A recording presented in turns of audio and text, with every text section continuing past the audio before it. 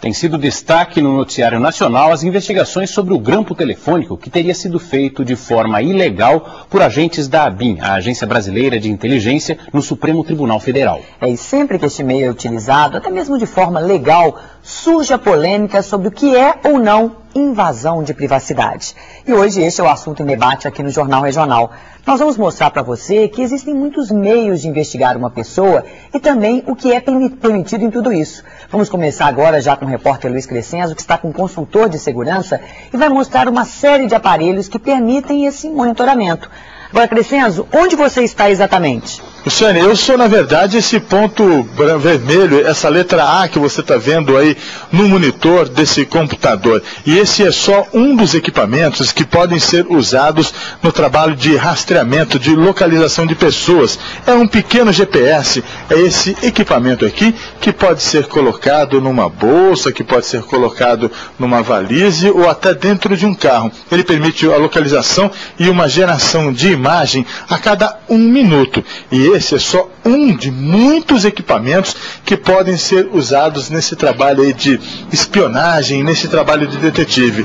Como, por exemplo, essa outra câmera aqui, ó, tá vendo? Parece uma caneta, daquelas que a gente escreve em lousa branca. Mas aqui, olha, tá vendo?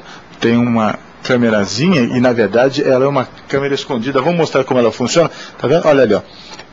É tudo sem fio, e aqui, por exemplo, olha, o André está fazendo a imagem, a gente tem a imagem ali que pode ser usada, por exemplo, numa reunião ou em ou numa outra situação. André, por exemplo, esse equipamento aqui, a câmerazinha, você usa em qual condição? Normalmente para se registrar conteúdo de reuniões onde se quer preservar futuras comprovações, né? E ali o GPS que a gente viu de localização, ele você utiliza esse equipamento de que forma? O GPS ele foi criado por uma questão de segurança, rastreamento de carga, rastreamento de pessoas para sequestro e tudo mais. Mas sendo usado de uma maneira ilegal, ela pode se tornar uma arma muito poderosa. Tá certo. Aqui a gente tem mais um monte de equipamentos. Aqui parece um relógio, mas na verdade é um gravador de voz. Esses são só alguns dos equipamentos que existem para espionar e para monitorar as pessoas. A gente tem até o caso de uma mulher que usou parte desse arsenal para saber da vida do próprio marido. Ela resolveu procurar um detetive depois que começou a desconfiar do marido. Meu marido não ficava mais em casa, não conversava, ficava agressivo, não aceitava opinião, ficava impaciente, então bem distante. Para comprovar a traição, o detetive tirou fotos, fez imagens, mas não parou por aí. E as conversas íntimas dos dois também. Para conseguir resultados assim, os detetives usam uma série de equipamentos. Veja na sala deste aqui, uma parafernália. Mas basicamente este profissional usa 2 tipos de máquina, a fotográfica e a filmadora. Elas podem ser de vários tamanhos, só que geralmente ficam bem escondidas. Esta pequena câmera, por exemplo, pode ser colocada em diversos lugares. Num apartamento, dentro de um carro, esse aparelhinho me joga a 300 metros a esse aqui, e eu recebo som e imagem nesse aparelhinho aqui. Depois passa para o computador. Passo para o computador, normalmente entrego para o cliente. Se preciso, o detetive vai além das câmeras. Uso o GPS, que é o satélite, a gente temos 10 satélites em cada GPS. Eu uso todas as ferramentas que eu preciso, como se precisar, helicóptero, um barco, motos possante. O detetive diz que o serviço atende todo tipo de pedido, só que o mais comum mesmo é referente à suspeita de traição. Este homem contratou o trabalho e não se arrepende. É terrível você dormir com uma pessoa, virar à noite na cama e olhar e ficar com uma desconfiança. Então já decide-se logo. Tá certo, então. Sobre esse arsenal dos arapongas, nós vamos conversar aqui com o promotor. Tudo isso que a gente viu aí, GPS, câmera, isso é permitido por lei? Depende como for utilizado.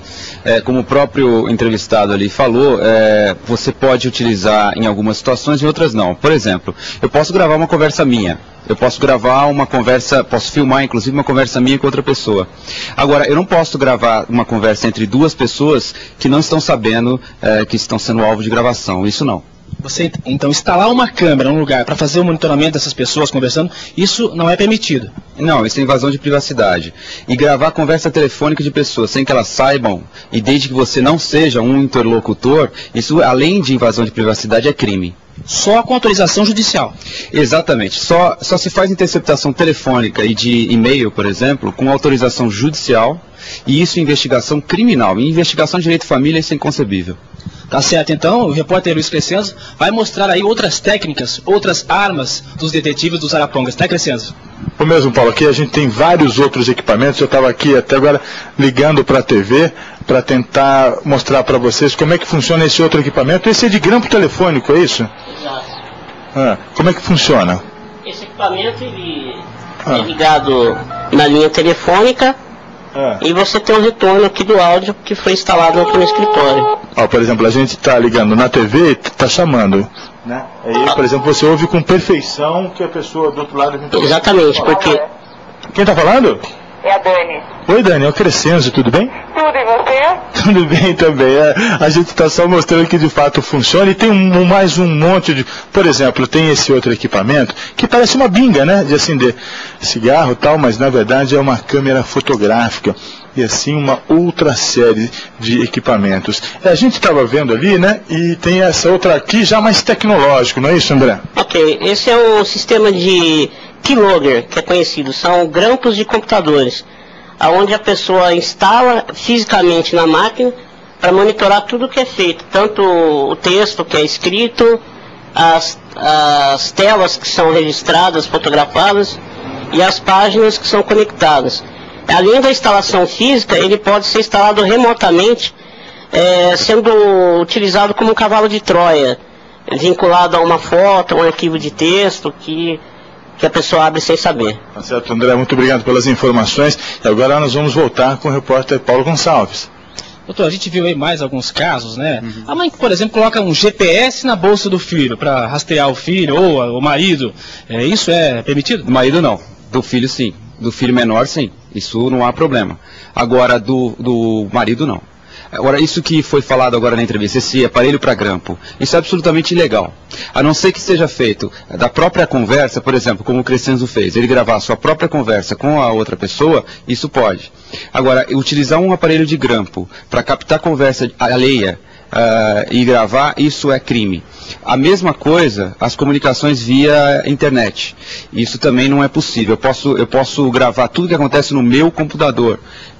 Eu posso gravar os meus e-mails, mas eu não posso fazer os meus e-mails e aqueles que são enviados a mim. Agora, eu não posso fazer isso sem autorização de uma outra pessoa no computador dessa outra pessoa. Isso também vai significar crime. É uma pena que as pessoas façam isso e hoje nós estamos aí com o risco de perder uma importante ferramenta de investigação por conta de abusos na utilização dela, principalmente os grampos ilegais.